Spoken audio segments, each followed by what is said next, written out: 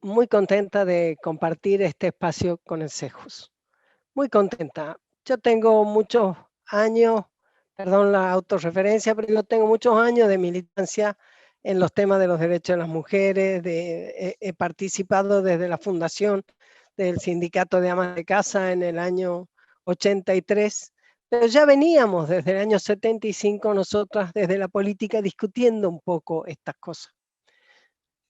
Y en ese sentido me gusta mucho compartir un espacio como el de los compañeros que son del CEJUS, compañeros que son cristianos, porque es indudable que ahí hay un marco de una integralidad, de una espiritualidad que hace que la mirada de la política sea como muy, ¿cómo decir?, muy abarque nuestra totalidad como personas, como comunidad. Así que a pesar de que yo no pertenezco al CEJUS, lo agradezco muchísimo, David, la invitación, a Marco, siempre un capo total, convirtiendo la comunicación en un hecho exitoso. Así que muchísimas gracias también. Bueno, y el tema, por supuesto, me apasiona. Yo pienso a veces que cualquier tema del que me invitan a hablar, no me puedo escapar de volver sobre el tema de las mujeres. No sé si solo porque soy mujer, si porque tenemos el sindicato, por esta lucha, o tal vez porque es histórico en nuestro país que hay expresiones de algunas formas del llamado feminismo que el movimiento nacional, nuestra identidad, nuestro pensamiento nacional ha tenido que ir discutiendo y confrontando y buscando el cómo y buscando los puntos en común y poniendo muy en claro aquello que nos es completamente ajeno. Entonces siempre es un tema, la verdad que me apasiona.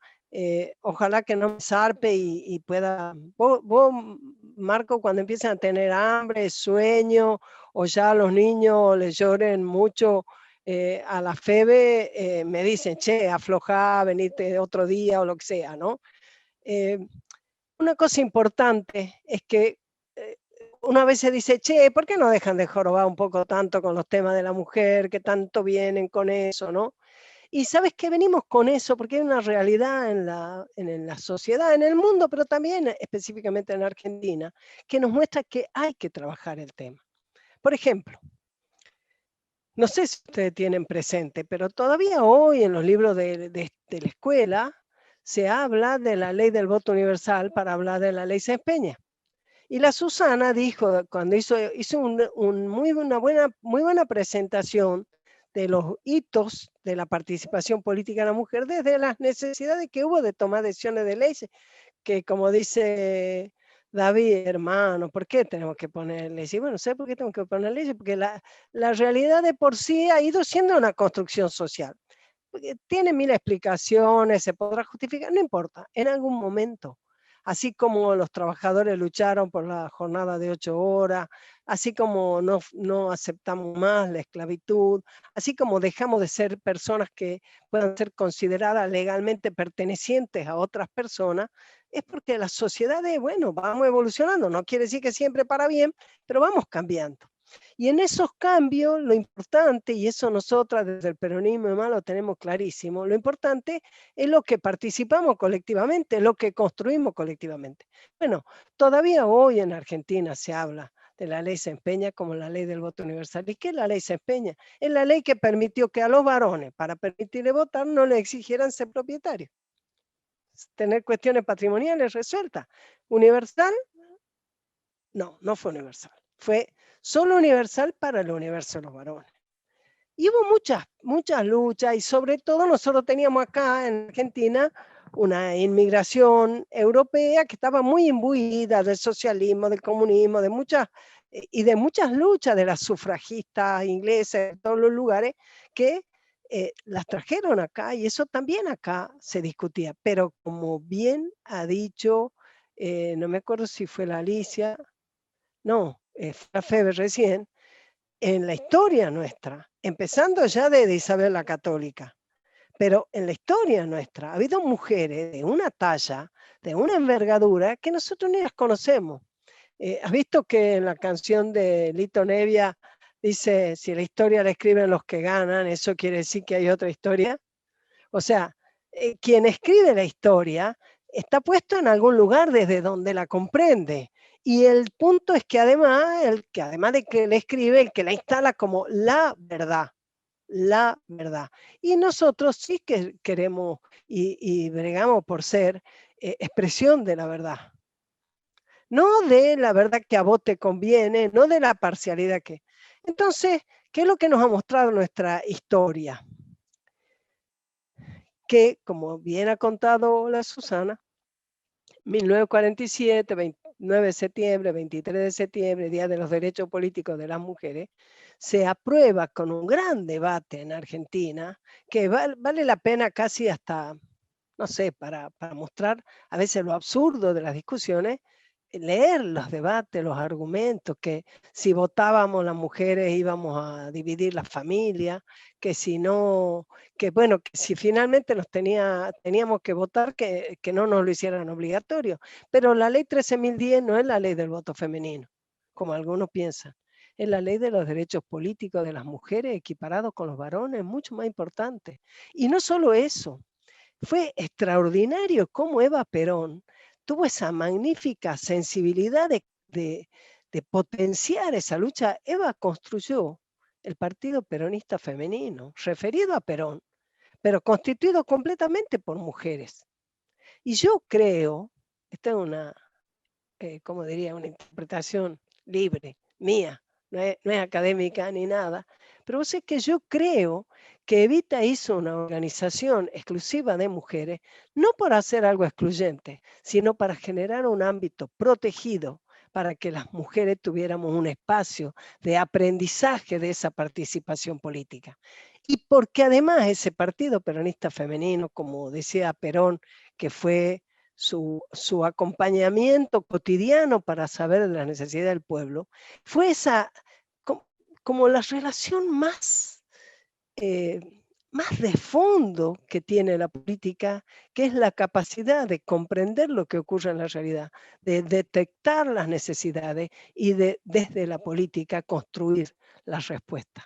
Y ese nexo lo hacían todas esas mujeres que Evita conducía y que estaban en cada una de las provincias, reuniendo mujeres en cada barrio, en cada ciudad, de una manera extraordinaria. Yo no me quiero dar importancia, pero a veces yo pienso que lo que nosotras hicimos de constituir el sindicato de ama de casa es heredero de ese Partido Peronista Femenino. También somos una organización de mujeres, porque por más aprecio que le podamos tener a Yasky, a Baradel o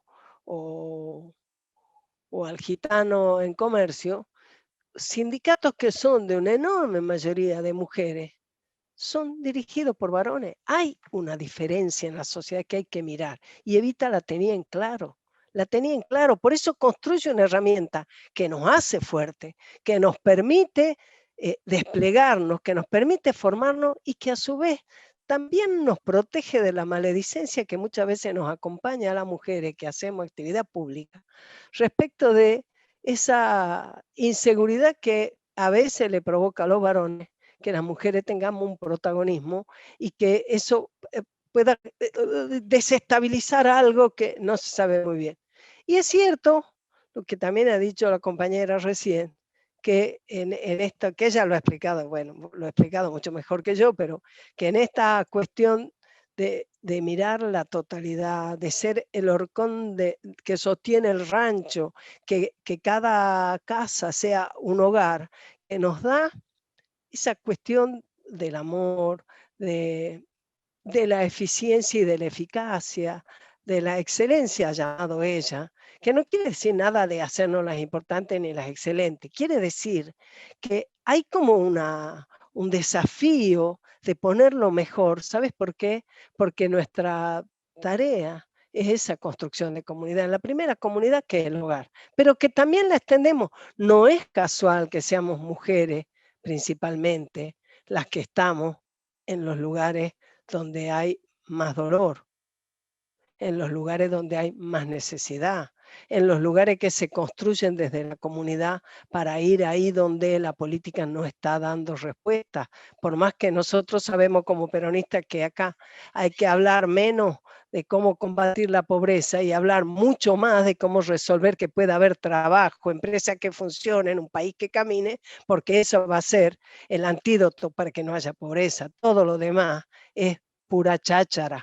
Ahora, frente a esa ineficacia está la eficacia y la eficiencia de miles y miles de mujeres que abren la puerta de su casa, que hacen un espacio en un garage, que habilitan precariamente tal vez un lugar o que agregan en su mesa un plato para quien lo necesita. No quiere decir que los varones no lo puedan hacer o no lo puedan ver, pero lo cierto es que quienes nos hemos asumido esa responsabilidad hemos sido las mujeres. Y yo pienso que,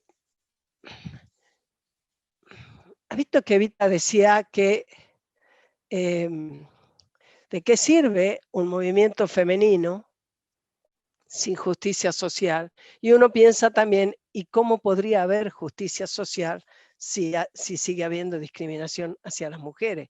Porque no es solo una estadística que haya violencia hacia las mujeres, no es solo una estadística lo que las compañeras han llamado el techo de cristal, no es solo una estadística que todas las mujeres estamos a cargo de llevar adelante un hogar y sin embargo todavía hoy, año 2021, se hace a veces diferencia, y no solo los más machistas, ni los micromachistas, ni los macromachistas, también muchísimas feministas diferencian entre las mujeres que trabajan y las mujeres que están en la casa. Y como yo le decía a un cuñado mío hace muchos años, hace como 40, yo decía, cambiale a la Nora una semanita de no trabajo en su casa, vamos a ver qué te parece, ¿no? Porque esa expresión de que no, que te la pasás con la tele, que te la pasás con la telenovela, que, ay, vos qué suerte que tenés que poder estar en la casa. Sí, la suerte, y por supuesto que en un punto es una suerte. Y por eso yo siempre pienso que nosotros no renegamos de la tarea que hacemos en nuestro hogar. Pero ¿sabes de qué sí renegamos? Sí renegamos de que digan que entonces no trabajamos. Sí renegamos que eso no nos permita tener ninguna clase de independencia económica. Sí renegamos de que no se nos valore nuestro trabajo. Eso sí renegamos. Y de hecho, Eva fue tan extraordinaria que ella tuvo esa capacidad de acompañar y llevar al éxito la ley de los derechos políticos de las mujeres y construir el Partido Periodista Femenino, pero también de promover que las mujeres que forman una familia tuvieran un ingreso. Eso que nosotros del sindicato retomamos como la lucha por un salario para el ama de casa y que hoy tiene tantas deudas pendientes.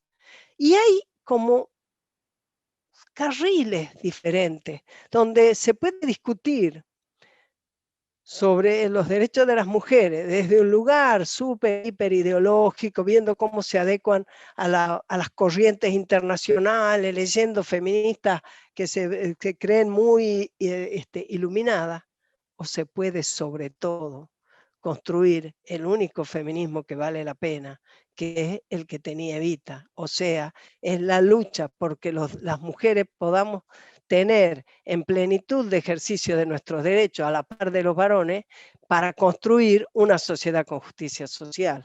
Entonces, ese es el camino que a nosotros nos interesa. Cuando en el año 91 se aprueba la ley de cupo, confluíamos mujeres de no sé si todos, pero de la mayoría de partidos políticos, ¿no? Y había una especie de eslogan que decía, cuando una mujer ingresa a la política, cambia a la mujer. ¿Por qué? Y bueno, porque si vos vas a un ambiente que es completamente todo de varones, las maneras de relacionarse de los varones cuando están solos, como también la manera probablemente de relacionarnos las mujeres cuando estamos solas, son diferentes, así como, y lo aprendí yo en mi vida como docente, que me crié en una familia donde mi papá era único y nosotros finalmente en mi casa éramos como 12 mujeres, y después iba a una escuela de mujeres, y después estudié en la universidad, cuando estudié matemática, con mujeres y varones, y entré a militar en la política, y después me tocó enseñar, y enseñé en una escuela mixta y enseñé en una escuela de varones. Y no tengo duda de que nosotros aprendemos mejor cuando aprendemos juntos. Construimos mejor cuando nos sumamos. Siempre pienso que la ley de cupo tiene como el sentido de decir, hacé la prueba vos, de taparte un ojo y mirar. Y vos te vas a dar cuenta que perdés ángulo y también perdés profundidad. Y es lo mismo que pasa cuando en las decisiones de la cosa pública solamente esté la mirada del varón, porque tiene más facilitado ese camino, porque históricamente ha sido mayoría en la toma de decisiones de la cosa pública, así como nosotros hemos sido y seguimos siendo mayoría, no solo en la toma de decisiones, sino en las acciones y en el trabajo de las cosas de lo privado, de las cosas del servicio, del cuidado, del atender el hogar. No es casual que seamos enfermeras, no es casual que seamos secretarias, no es casual que seamos maestras. Y no debemos aceptar nunca que se diga que tenemos los peores trabajos. Debemos defender a muerte que lo que tenemos son los trabajos menos considerados y peor pagados, que no es lo mismo. Eso nos demanda y nos exige a repensar cuál es el sistema de valores con el que nos movemos. Porque nosotros no hacemos los peores trabajos. Todos los trabajos tienen la dignidad de lo que construyen para la comunidad. Todos los trabajos. Pero cuanto más si se trata de ocuparnos, de criar a los futuros adultos, a los niños de hoy, a los jóvenes de mañana. Cuanto más si se trata de cuidar a las personas que porque tienen una discapacidad o una enfermedad, o ya estamos grandes y necesitamos cuidado. Cuánto más vamos a pensar que eso puede ser el peor trabajo. Esos son los trabajos bravos, los trabajos que exigen todo lo que ha dicho recién la compañera Febe, pero son los cimientos en los que se funda la sociedad que construimos. Y por eso estamos demandados a hablar de estas cosas, a que no nos pasen al costado, a que no nos digan, bueno, porque muchas veces compañeros nos dicen, y compañeras, no, bueno, yo más que hablar de mujer, me gusta más hablar de familia. Bueno, hablar de familia desde ya. Nos tocó a nosotros, a mí como legisladora en la ciudad, en la primera legislatura, que a veces me río con eso y a veces me caen lágrimas, que horas discutimos el nombre de la comisión que se iba a ocupar de los temas de mujer. Horas. Y nosotros, en nuestro bloque de Nueva Dirigencia, queríamos que se llamara Mujer y Familia. Y finalmente como perdimos durante los casi 6 años que estuve ahí, perdimos casi todas las votaciones, pero bueno, dimos la batalla que había que dar, ¿no? O que pensamos que había que dar. Y la comisión se llamó y se llama todavía hoy, Comisión de Mujer, Infancia, Adolescencia y Juventud. En cualquier momento ya le van a meter alguna otra cosa de las que ahora están en boga seguramente, ¿no? Y la discusión tremenda en ese momento fue porque había una gran resistencia en la mayoría de los legisladores que no eran de nuestro bloque. Nosotros éramos solo 11 sobre 60. Y había una gran discusión porque ellos estaban empeñados en que se separara los derechos de las mujeres de los derechos de la familia.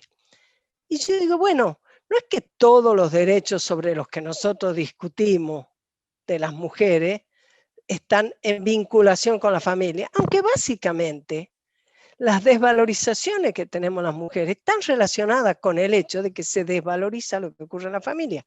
Pero no es verdad que no es verdad que todas las cosas que ocurren en relación a la discriminación social hacia las mujeres sea emparentada con los temas de la familia. Pero pensar que es posible hablar de los temas de la mujer e ignorar y mirar para otro lado como si no tuviera importancia lo que ocurre en la familia, es una manera miserable de negar la realidad que vivimos. Es una manera de hacerse el burro, por decirlo científicamente, para agarrar el toro por las astas y resolver por qué el mundo está pata para arriba. ¿Cuál es el sistema de valores con el que nos movemos? Si somos capaces de pensar que no importa cuántas horas trabaje una mujer en su casa, llevando adelante la familia, administrando, estirando el sueldo, abrazando al niño que sufre mal de amores o cuidando al que está enfermo o acompañando a su compañero y construyendo esa familia, y, y no nos importa si está enferma, si tiene cobertura, si tiene protección, si está, eh, si está cuidada.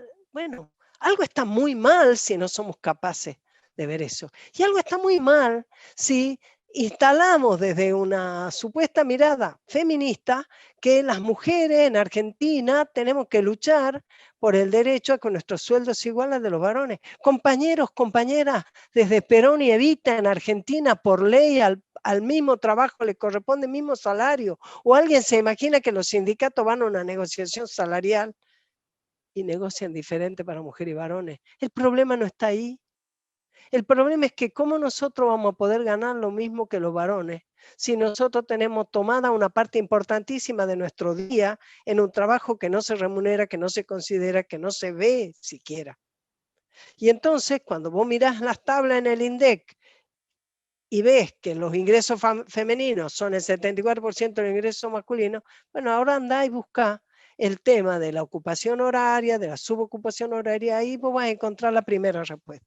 No es la única, pero la primera. La segunda la ha dicho la compañera que habló hace un rato, cuando dijo que nosotros necesitamos demostrar, las mujeres todavía, mucho más que los varones en lo laboral, que somos igualmente capaces. Y yo digo igualmente capaces, pero no es cierto.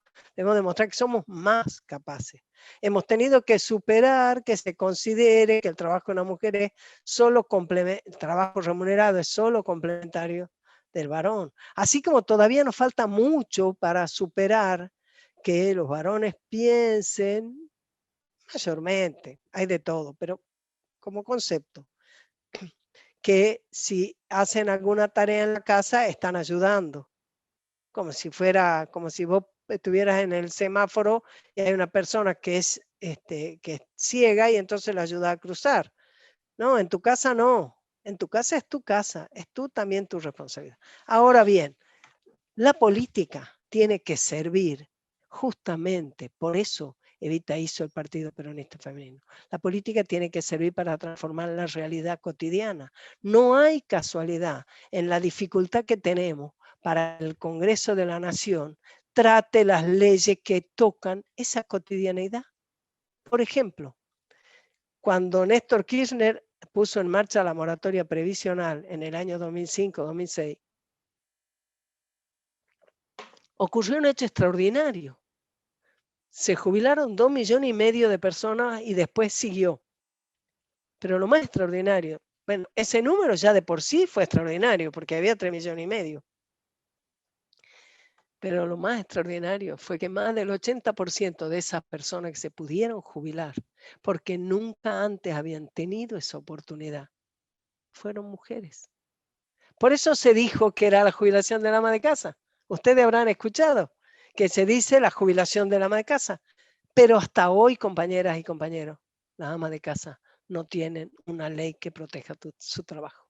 Todavía las amas de casa no están en derecho a jubilarse. Las amas de casa por su trabajo como ama de casa. Y muchas mujeres, o porque el trabajo de empleada doméstica todavía está muy registrado, muy por debajo de lo que pasa con los otros empleos, porque somos más en el trabajo informal, probablemente porque eso nos facilita compatibilizar las tareas, porque a veces, aunque estamos con un trabajo formal, lo dejamos porque 2 o 3 hijos, después hay que acomodar eso. Y cuando querés volver al mercado laboral, te dice, bueno, pero ya lleva 8 años que estás fuera de... ¿Cómo hacer? ¿Qué currículum presentamos las mujeres? ¿Cuáles son nuestras ventajas y virtudes? Y yo pienso que la política tiene que servir para cambiar eso y por lo tanto digamos nosotros que estamos armando un partido a puro peronismo para recuperar los valores doctrinarios, nosotros que vamos a defender que se haya ocultado en la historia argentina el lugar de Isabel Martínez de Perón, que sea la única presidenta de la democracia que no tenga su lugar en la Casa Rosada, una vergüenza donde todavía hoy hay quienes niegan, a pesar de que los hechos desmienten. Con Isabel Perón tuvimos la ley de contrato de trabajo que fue pionera en el mundo.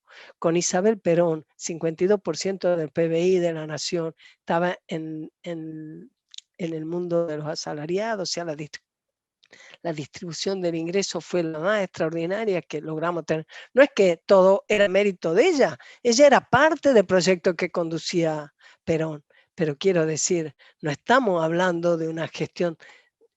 Ninguno de los valores que tuvimos en ese momento los alcanzamos, pero ni por lejos desde hace años.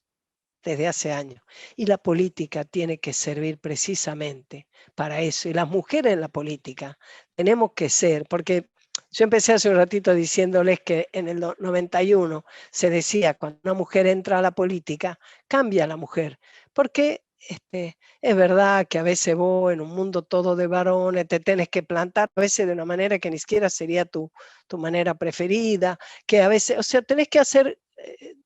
tenés que encontrar una manera de convivir y ser parte en un mundo con códigos que son muy distintos probablemente a los que vos misma elegirías o serías parte de compartir, ¿no?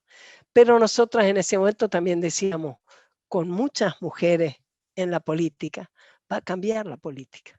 Y efectivamente, en el Congreso empezaron a ingresar proyectos de ley sobre cuestiones de la vida cotidiana que algunos se han hecho ley y no tienen realidad. Por ejemplo, nosotros impulsamos en la legislatura de la ciudad y después la impulsamos también en la nación. En el 2004 se aprobó una ley que tiene un nombre largo sobre los derechos, la madre, el niño, la familia, en el nacimiento y demás, y que nosotros le llamamos siempre la ley del parto humanizado. O sea, todas las mujeres sabemos, a veces los varones no, pero todas las mujeres que hemos tenido hijos sabemos que el momento del nacimiento de nuestros hijos es un momento extraordinario en su expectativa, en su esperanza, en su incertidumbre, en su miedo, en su angustia.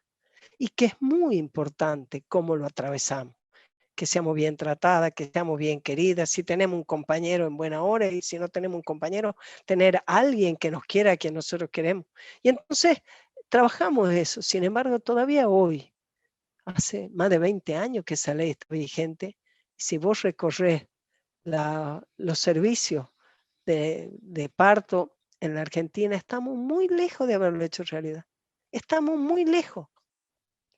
Así como en muchos detalles se observa el hecho de que si vos no sos parte de la toma de decisiones, es difícil que ciertas realidades que tal vez solo vos vivís sean incorporadas. Por eso hace falta los lugares compartidos. Por eso hace falta la política en la que mujeres y varones compartamos. El peronismo siempre ha sido responsable de los derechos sociales, siempre, para mujeres, para varones, para niños, para ancianos, para personas con discapacidad, para trabajadores rurales. Perón hizo una revolución justicialista y construimos juntos ese lugar. Ahora, todavía nos falta mucho. ¿Por qué cuesta tanto que el Congreso apruebe algo que ya se demostró como es de interesante? Como es, por ejemplo, cuando Cristina Fernández de Kirchner puso en marcha la asignación universal por hijo, que fue muy importante, no por universal, que no lo fue, pero que amplió a casi 4 millones de niños la cobertura de las asignaciones familiares. Una de las cosas extraordinarias que hizo además fue decir al ANSES, y se lo pagas a las mujeres, a la madre, se lo pagas a la madre. Y resultó que después, cuando ese niño, su papá conseguía un empleo registrado, automáticamente la mamá dejaba de cobrar la asignación universal y el papá empezaba a cobrar el salario familiar. ¿Conocerán alguna experiencia de ese tipo, no? Eso motivó que hubiera 33.000 juicios en ANSES y motivó que 3 años después, 2013, abril, la Cristina señalara que iba, digamos, hizo un decreto para que ANSES, si vos sos mamá de un niño, bla, bla, todo esto, venía siendo titular de la asignación universal y el papá del niño consigue un empleo, vos puedas presentarte a ANSES, firmar el formulario 273 y que entonces vos vuelvas a ser la que percibe directamente ese cobro directo de la asignación universal. Para muchas mujeres significó lo que la Febe decía hace un rato, nosotros planificamos, pero ustedes saben cuántas familias hoy en Argentina no pueden planificar. ¿Saben cuántas familias no saben qué ingreso van a tener, ni si van a poder salir, ni si van a poder conseguir alguna changa, ni si van a poder sostener su empleo? Ustedes tienen una idea de la destrucción de nuestra comunidad que todo esto implica. ¿Cómo podemos planificar? Bueno, para esa 1.900.000 mamás que cobraban la asignación universal correspondiente a esos 4 millones de chicos, fue la posibilidad, tal vez por primera vez, como para muchas amas de casa que por primera vez se jubilaron, tal vez la primera vez que podían tener un recurso que ellas podían administrar sin pedir permiso, sin tener que humillarse, sin tener... Y eso también te cambia la vida, como es el reconocimiento de la dignidad de tu trabajo. Bueno, ustedes van a creer que nosotras luchamos desde hace años. Yo trabajo en el Senado con una senadora peronista de Tucumán, la senadora Mirki. Presentamos desde el primer año, ella está en su 6º año de senador, para que el salario familiar, no solo la asignación universal, lo cobre la madre. Si la madre está con los chicos, si la madre administra la casa. Si llega el caso que no es la madre, que el varón haga el trámite, pero sería la minoría. Hagamos automático lo que es mayoría, facilitemos. ¿Cuál es el rol de la política si no? ¿Para qué las mujeres nos metemos en la política si no es para cambiar la vida y construir justicia social? ¿Y cómo podemos construir justicia social si no cambiamos esa? Vamos a preocuparnos más porque se apruebe una caracterización de la violencia política cuando a una persona que hace política la agreden. Por favor, tomemos decisiones que afecten y mejoren las posibilidades de millones de mujeres y de familias en Argentina.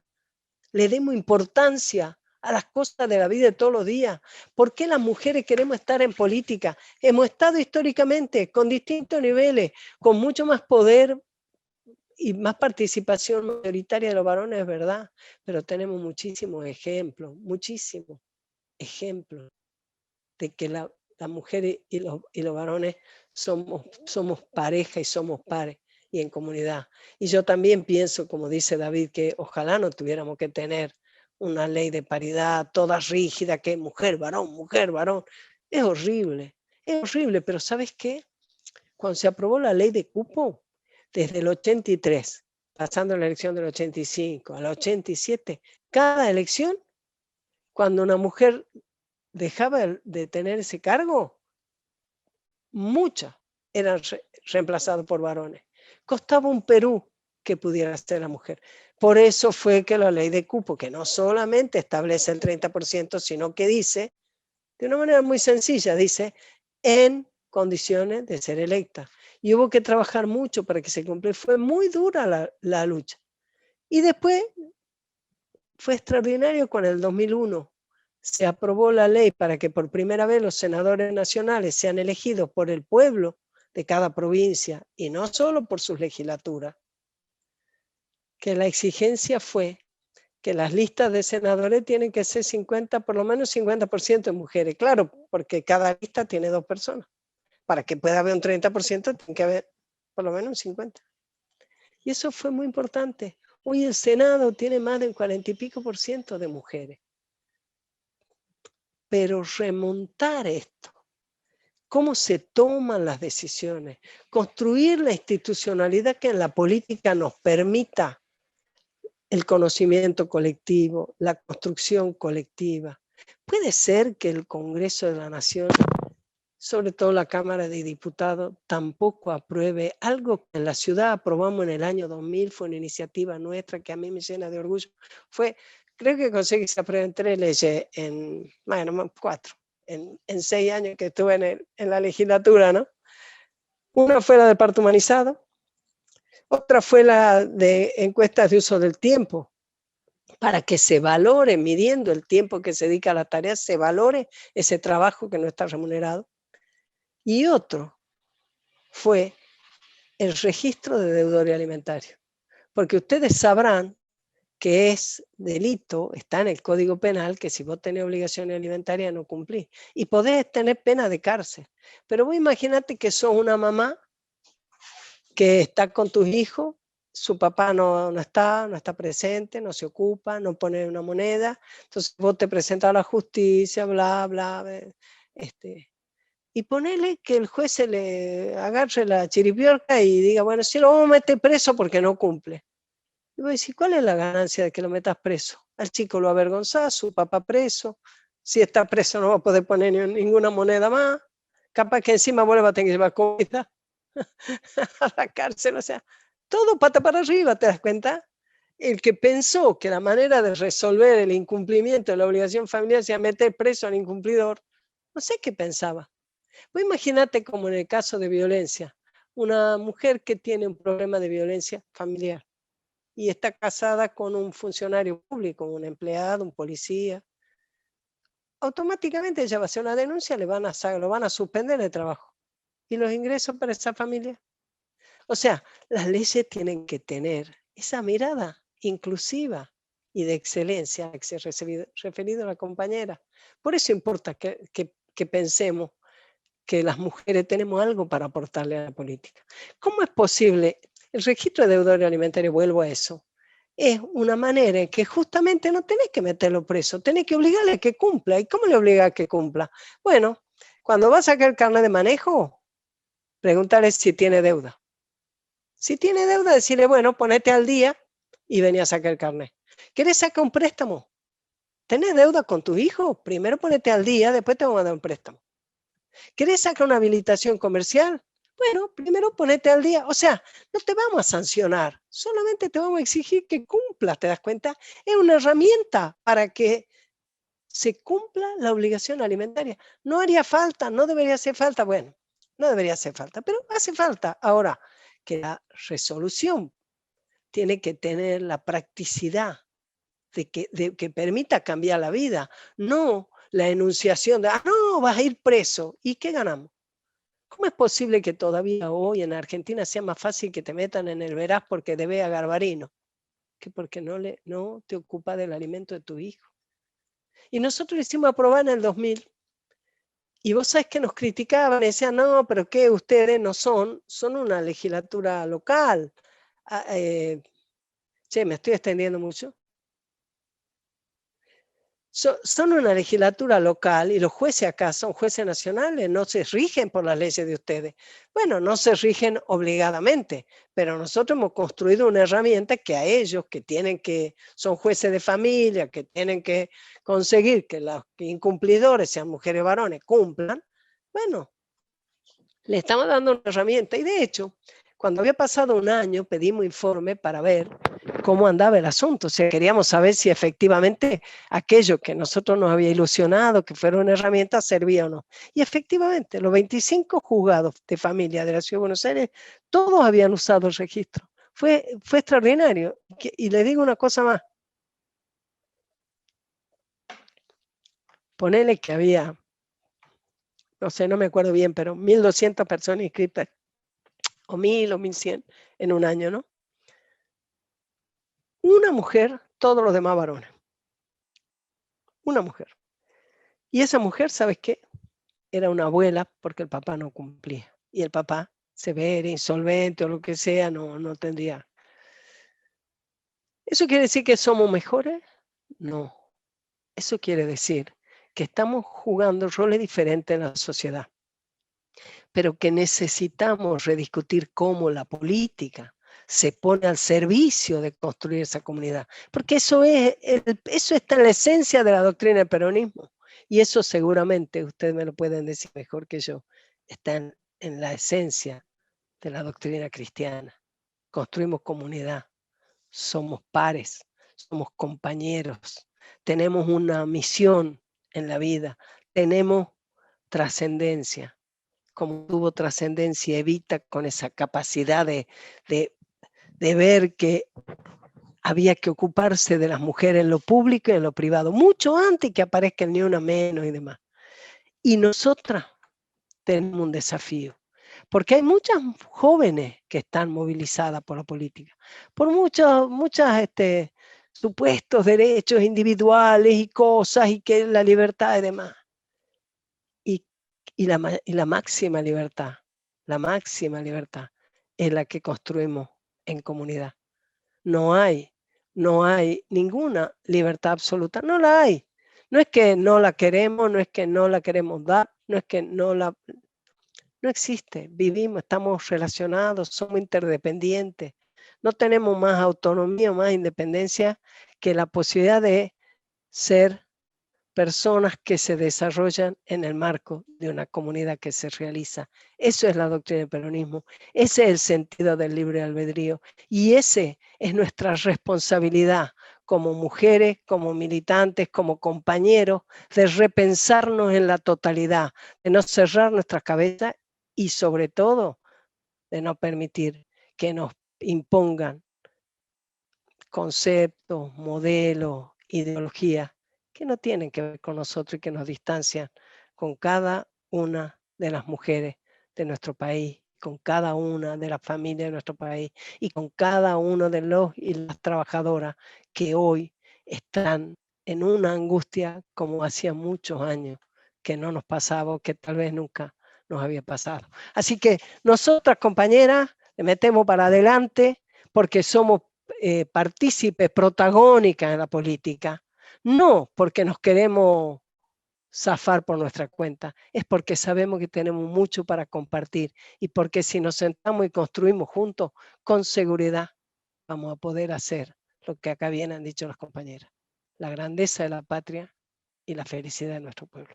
Así que muchísimas gracias por su paciencia, espero haber podido aportar con estas modestas reflexiones a este conocimiento colectivo que tenemos entre todos.